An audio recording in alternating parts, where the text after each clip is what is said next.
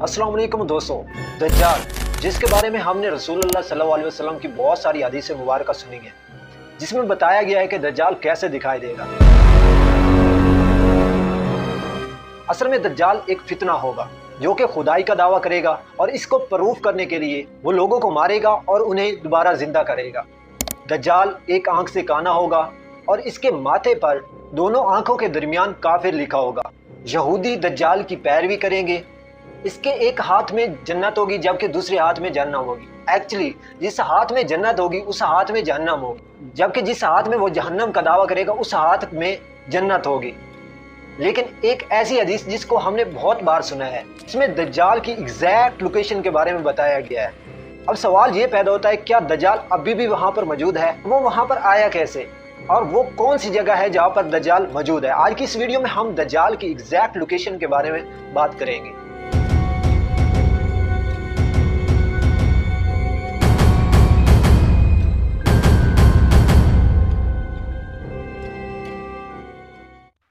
Video में आगे बढ़ने से पहले आपसे एक छोटी सी रिक्वेस्ट है, अगर ये हमारी वीडियो आपको पसंद आए तो इसे लाइक करें, शेयर करें और चैनल को सब्सक्राइब करें। हजरत फातिमा बिनत कैस रिवायत करती है कि एक बार हमने रसूलुल्लाह सल्लल्लाहु अलैहि वसल्लम के साथ बाजमात नमाज अदा की।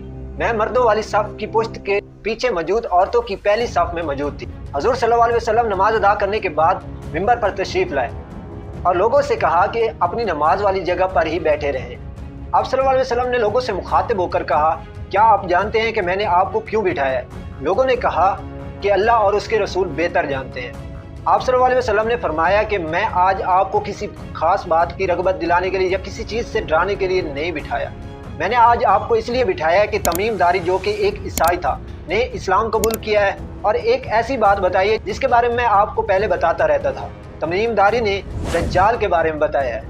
उसने बताया कि हम कुछ लोग मदीना से मशरिक़ की तरफ समंदर के सफ़र पर रवाना हुए और कुछ देर बाद समुद्री तूफान आ जाता है और इसकी मौजें हमारे बेड़े को इधर उधर पटकती रही। तकरीबन 1 महीने के बाद हमारा बेड़ा एक जजीरे के साथ जाकर लगता है।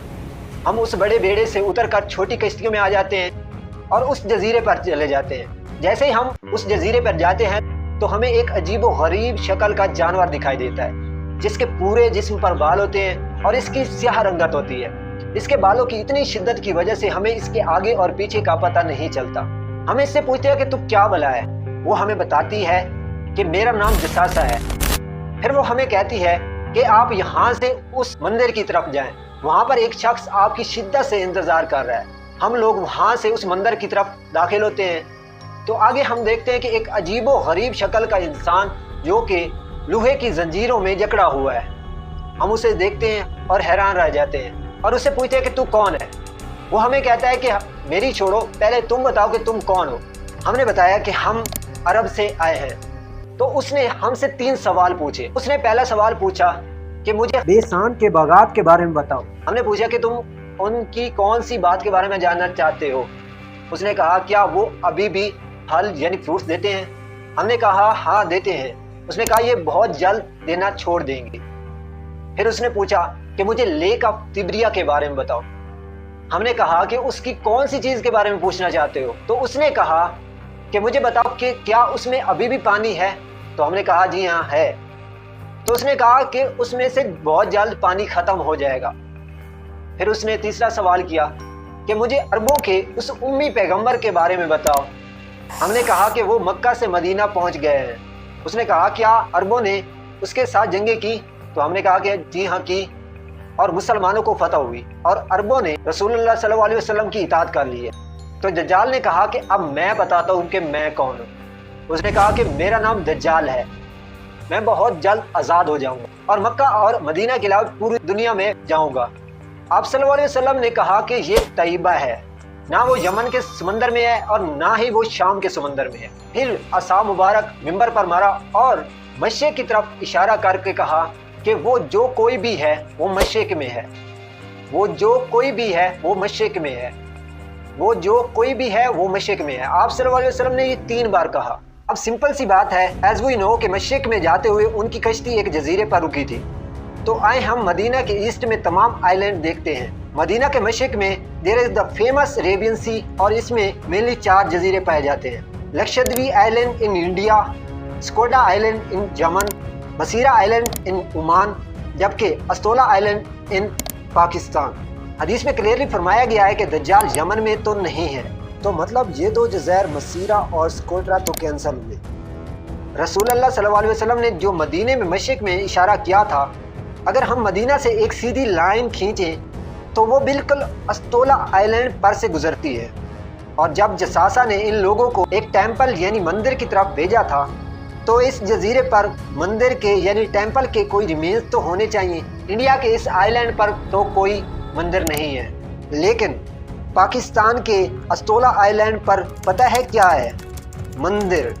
लेकिन ये तो 1450 साल पुरानी कहानी है। मंदिर तो कोई अभी 40 से 50 साल पहले ही बना होगा। नहीं, 2000 साल पुराना मंदिर।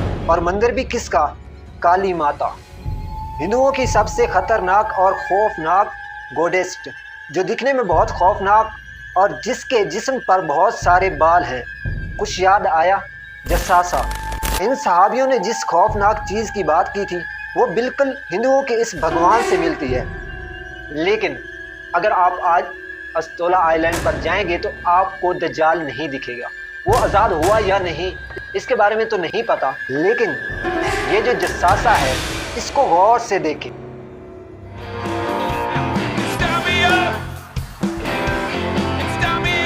नाइनटीन 1970 के अमेरिकन म्यूजिक इंडस्ट्री के सबसे बड़े बैंड्स में से एक बैंड रोलिंग स्टोन है, जिसने अपना ये लोगो हिंदुओं की गॉडेस्ट काली माता से इंस्पायर होकर बनाया है। और ये लोगो पिछली सदी के मशहूर लोगोज में से एक है, और इस बैंड को one of the greatest band of all the time माना जाता है। एक और चीज़, दज्जाल के जजीरे वाले जसासा का पूरी दुनिया के म्यूज़िक इंडस्ट्री और फिल्म इंडस्ट्री को शेप करने में बहुत बड़ा हाथ है। कोइंसिडेंस।